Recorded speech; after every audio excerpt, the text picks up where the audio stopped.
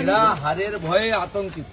এখানকার যে কাঠমান্ডির syndicate square feet কাউন্সিলররা আছে, যারা মূলত পুলিশের উপরে নির্ভর করে লোককে ভয় দেখিয়ে রেখেছে, তারা এইসব করেছে।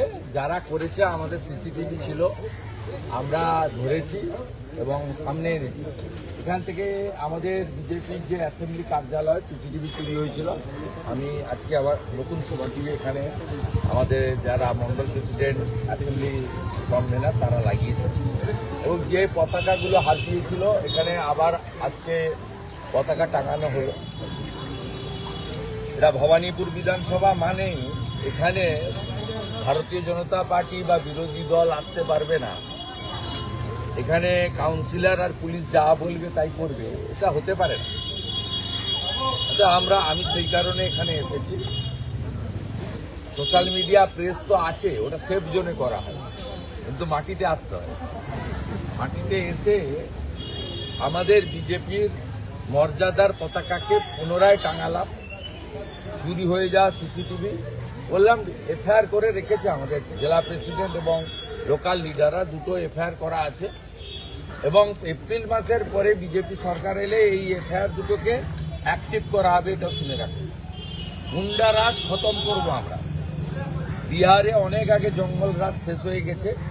নরেন্দ্র মোদীজি বলে গেছেন পশ্চিমবঙ্গে জঙ্গলরাজ নয়, মহাজঙ্গলরাজ চলছে। মহাজঙ্গলরাজকে উখাड़ फेंकने का काम हम लोग करेगा, উপড়ে ফেলবো, মুগুল সহ উৎপাদন। কাকলিয়া কাণ্ডে 17 জন ছাড়া পেয়ে গেল, মানে 23 জনকে গ্রেফতার করেছিল, তার মধ্যে 17 জন ছাড়া পেয়ে গেল। এখন সোনাবাবু তো ধরা পড়লো না, এটা ধরবে না তো। সোনা ভোট লুট করে, ভোট বালাই ভোটের জন্য। কারণ রাসবিহারী, কসবা এইসব জায়গায় সোনা পাপু বহু বুথ লুট করে। স্বাভাবিকভাবে ওকে লাইসেন্স দিয়ে রেখেছে। আমরা কয়েকদিনের মধ্যেই ডিসি সাউথের অফিস অনুপম ভট্টাচার্য জেলা সভাপতি ডাকবেন, আমি থাকবো। আমাদের ঘোষণাই আছে, থানা করেছি, এরপরে ডিসি সাউথ করব। পরীক্ষার পরে মাইক চালু হলে লালবাজার অভিযান হবে। এই চত্বরে কুমারকে স্বর্গরাজ্য হয়ে উঠছে। 17 জন এই চত্বরে কুমারকে খুব অ্যাক্টিভ করা হচ্ছে তৃণমূল কংগ্রেস। কুমার এখানকার নামজাদা। আরে সব কিছু চলবে না। নন্দীগ্রামে যেমন দাঁড়িয়ে থেকে হারিয়েছি, এখানেও হারাবো। ওখানেও তো গুন্ডা আছে, ওখানেও তো গুন্ডা ছিল, সব গুন্ডারা চলবে না। মানুষ যাকে চাইবে সেই হবে।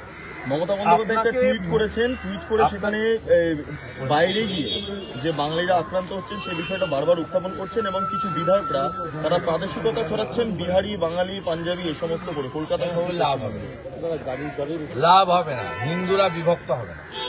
কোন হিন্দু রাষ্ট্রবাদী এবারে বিভক্ত হবে না, ভাষার নামে, জাতের নামে বিভক্ত হবে না।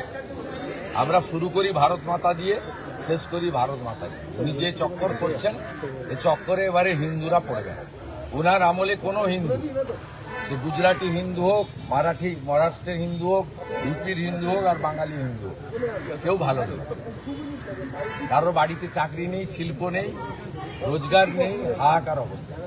আপনাকে বারবার আদালতে যেতে হয় মিটিং মিছিল করতে। আজকে হুমায়ুন কবির উচ্চ মাধ্যমিক পরীক্ষা চলছে, সেখানে বাইক র্যালি করছে, এত গাড়ি নিয়ে বেরিয়েছে, মানে একই মুদ্রা দুটো পেট। বাবরি যাত্রা এই কারণেই পরপর 3 দিন বেলডাঙ্গাতে জাতীয় সড়ক, রেল মার্গ বন্ধ করে অত্যাচার হয়েছে, পুলিশ দর্শক। মুখ্যমন্ত্রী বলেছেন শুক্রবার দিন হবে, আমি এটা করতে পারবো না। মুখ্যমন্ত্রী নিজে বলেছেন। অর্থাৎ ওদের ক্ষেত্রে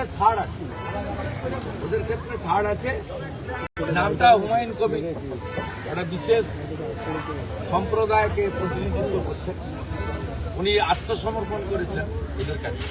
কিন্তু হুমায়ুন কবিরকে থ্রেট করা হচ্ছে। বিজেপিকে আনুন, বাবরের নাম মুছবে। মমতা থাকলে বাবরের নাম লেখা থাকবে।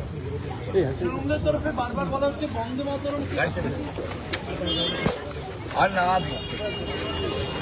আমি আরেকটা প্রোগ্রামে যাচ্ছি।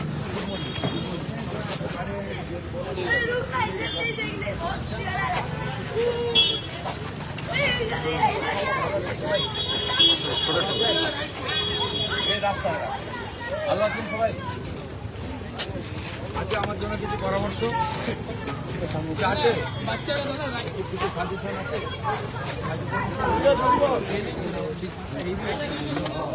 বাচ্চা লোক